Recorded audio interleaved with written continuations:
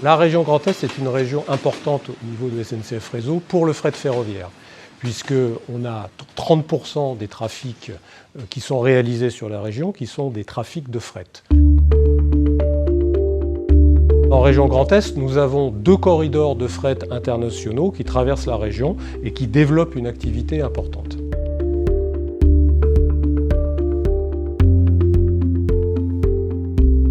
On a des lignes qui sont à usage exclusif du fret, qui desservent des silos, qui desservent des ports fluviaux, qui desservent aussi des usines.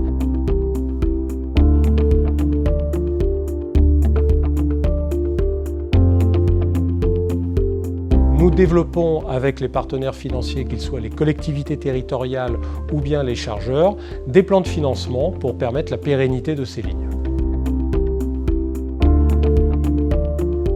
La France est très importante pour nous, surtout la partie à la région Grand Est, pour des clients. Le fait de pouvoir utiliser le ferroviaire peut donner des avantages. Chaque secteur d'activité a ses propres besoins.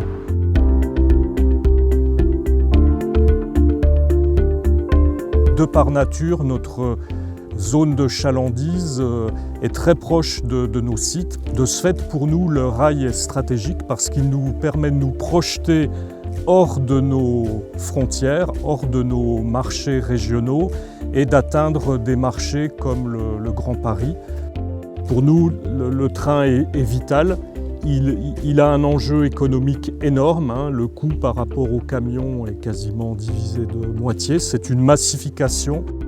Sur notre projet Bayel, nous avons été particulièrement novateurs avec un chargement automatique et optimisé, comme vous pouvez le voir sur le site.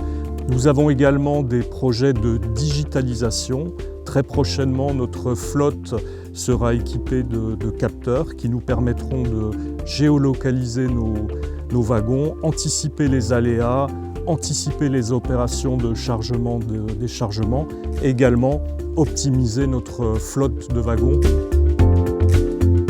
Pour les clients qui ne sont pas embranchés, il y a aussi l'offre intermodale qui est très adaptée pour les petits lots, donc pour les camionneurs. On a des liaisons qui vont un petit partout en Europe et je pense que pour l'avenir du ferroviaire, l'intermodalité a vraiment son rôle à jouer.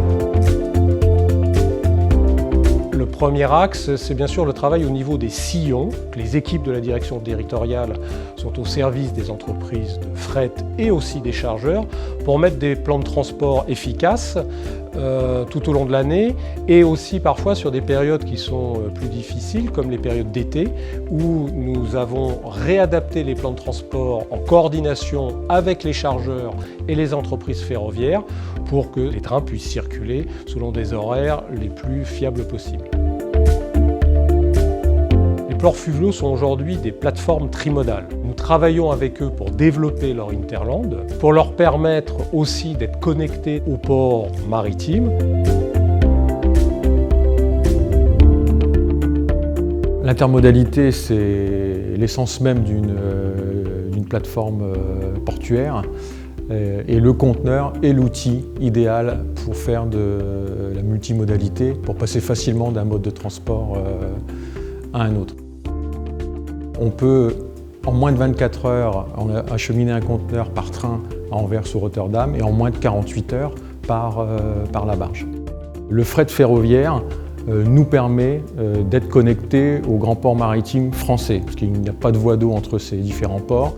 Sur ce territoire, on a à peu près 320 entreprises qui y travaillent et qui utilisent les infrastructures de transport que met à disposition le port autonome de Strasbourg.